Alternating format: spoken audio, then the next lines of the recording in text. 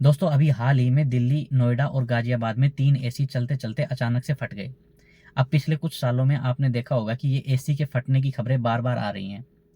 अब ऐसी हम क्या गलती कर रहे हैं और किन गलतियों से बच के हम हमारी एसी को फटने से बचा सकते हैं और अपना जीवन बचा सकते हैं, उसको आज की इस वीडियो के अंदर डिटेल में समझते हैं।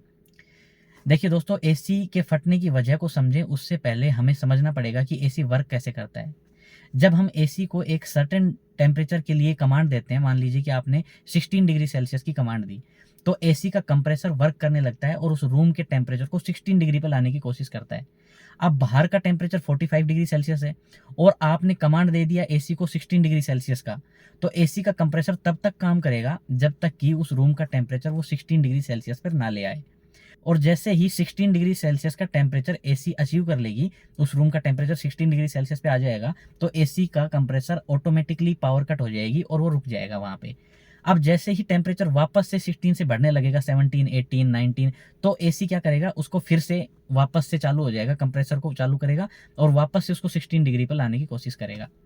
तो अब होता क्या है कि एक बार हम एसी को जब कमांड दे देते हैं 16 डिग्री सेल्सियस की, तो क्योंकि 16 डिग्री सेल्सियस बहुत कम टेम्परेचर है, तो एसी को बहुत लोड पड़ता है उसको 16 डिग्री पर लाने के लिए।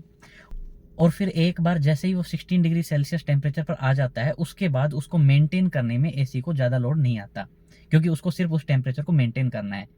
अब हम करते क्या है, एसी हमारी फटती क्यों है? क्योंकि हमने उसका टेम्परेचर, हमने उसको कमांड दे दिया 16 डिग्री सेल्सियस का। अब वो 16 डिग्री सेल्सियस टेम्परेचर अचीव नहीं हो पाता एसी को, क्योंकि बाहर का टेम्परेचर 45 डिग्री सेल्सियस है।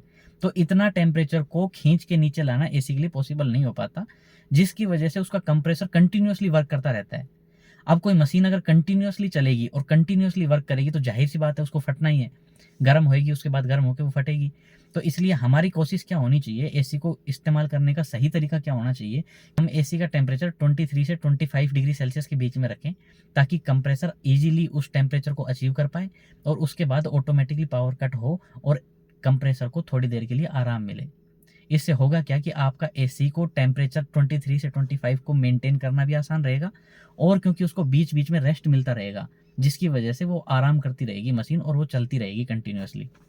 लेकिन जैसे ही आप 16 डिग्री सेल्सियस पे टेम्परेचर सेट करोगे, तो वो टेम्परेचर कभी भी आप अचीव नहीं कर पाओगे, एसी अचीव नहीं कर पाएगी, और जिसकी वजह से कंप्रेसर कंटिन्यूअसली वर्क करता रहेगा और उससे फिर आपका एसी कभी ना कभी ज़रूर फटेगा।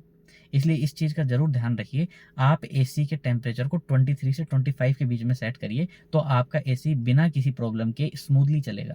लेकिन जैसे ही आप अपने रूम को शिमला बनाने की कोशिश करोगे, तो आपके एसी को फटना ही है। इसलिए इस चीज़ का ध्यान रखिए, एसी बहुत ज़्यादा फट रहे हैं, आप अपने एसी को फटने से बचाइए, अपनी जान की सुरक्षा खुद करिए। Thank you.